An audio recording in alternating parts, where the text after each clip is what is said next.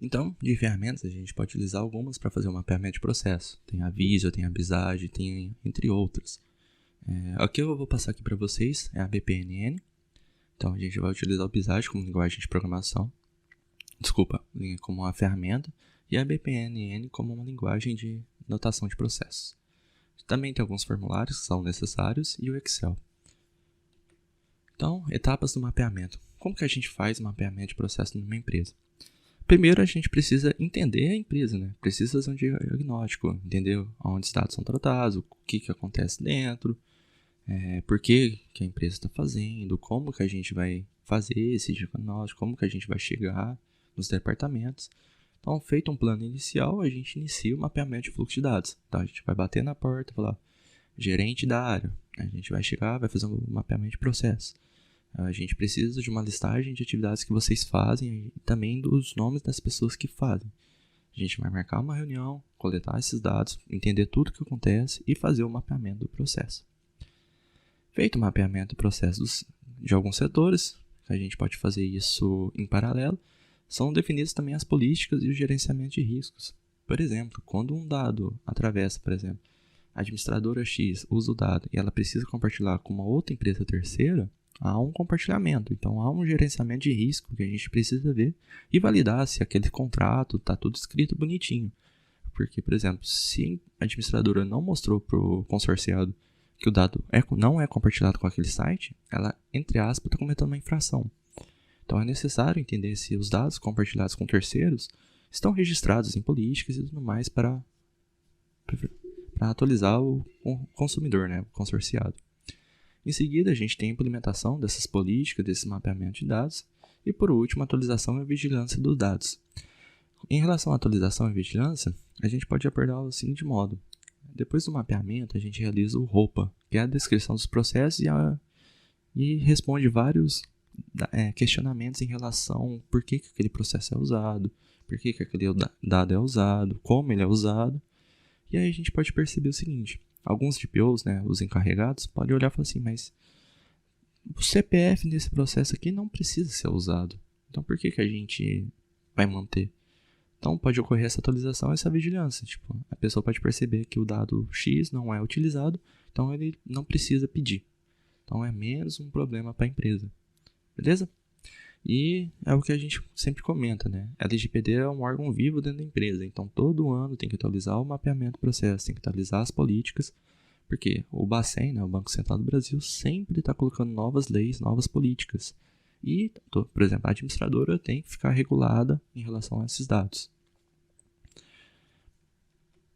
Então, para o diagnóstico inicial da empresa, a gente tem que entender a empresa, o negócio, a estrutura, a governança, o jurídico, como é feita a transferência de dados, conversar com os líderes de cada área, ordenar com o responsável de cada área para recolher as seguintes informações, como identificar os macroprocessos, identificar os funcionários responsáveis, os dados utilizados nos macroprocessos e se possui dados sensíveis.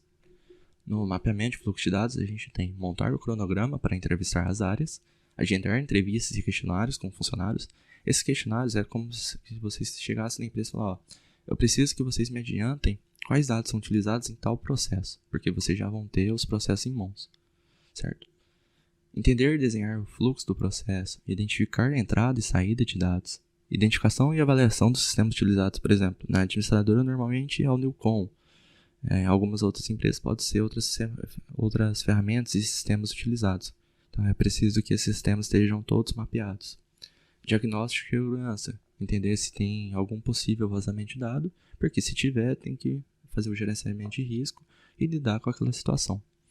Então a gente tem a coleta das informações, a entrevista com os funcionários da área, o mapeamento de dados e por fim os diagnósticos. Definição de política e gerenciamento de risco. Bom, então a gente vai criar primeiro as políticas, né? Definir as normas, os procedimentos e diretrizes relacionadas à privacidade e proteção de dados. Normalmente as administradoras, eu cito muito administrador porque é onde eu trabalho, a gente realiza um manual que a gente vai descrevendo o processo passo a passo e vai comentando embaixo, processo X, a gente faz isso, a gente transfere a informação para outro sistema. Porque isso também, caso ocorra uma auditoria do Banco Central ou mesmo interna, a gente tem uma prova, os dados são utilizados por aqui, o caminho é feito por aqui. Então a gente tem uma prova para mostrar para todo mundo, ó, a gente faz dessa forma. Governança, definir o modelo de proteção de dados e privacidade, incluindo papéis e responsabilidades. Esquemas do setor jurídico junto com o compliance que realiza essas informações. Segurança da informação, definir componentes de privacidade e segurança a serem usados, ou Privacy by Design e Privacy by Default, ou seja, deixar de forma meio fácil para as pessoas entenderem, né, que a segurança e tudo mais está sendo realizada. Uso de dados sensíveis, definir o método de uso de dados sensíveis baseado no consentimento e uso legítimo, registro auditáveis e sustentáveis. Ou seja, por exemplo, existe alguma... uma empresa chega e fala, eu quero saber sua orientação sexual. Orientação sexual é um dado sensível. Então, se esse dado não tem uma forma de ser usado, não tem um motivo para ser usado, então por que está pedindo, sabe? Não é necessário. Então, e mesmo que alguma empresa recolhe, ela tem que mostrar um motivo explícito por que está usando aquele dado, para onde ele vai ser usado. E também tem uma maior segurança em relação a isso, né? Conscientização e comunicação. Então, após definir os processos e ferramentas de conscientização com os colaboradores, realizar aquela comunicação interna, fazer aqueles treinamentos, mostrar a importância da privacidade, a importância da proteção dos dados e também da cultura da gestão de riscos. Por fim, a gente tem a implementação. Então, a implementação das políticas, da gestão dos riscos, do treinamento, do ROPA. Então, o ROPA, a gente vai utilizar a fonte do dado, o metadado, a finalidade, a localização e a permissão. Alguns ROPAs, né, eles possuem mais campos. Então, aqui eu coloquei um mais simples para vocês terem uma noção do que é.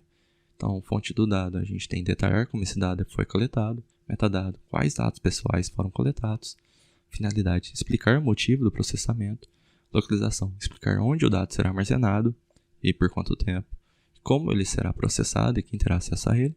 Por fim, a permissão, apontar a base legal aplicável. Por última etapa, atualização e vigilância dos dados. Então, acompanhar os processos das áreas, identificar um possível risco, o DPO fica responsável por elaborar uma estratégia preventiva junto à área.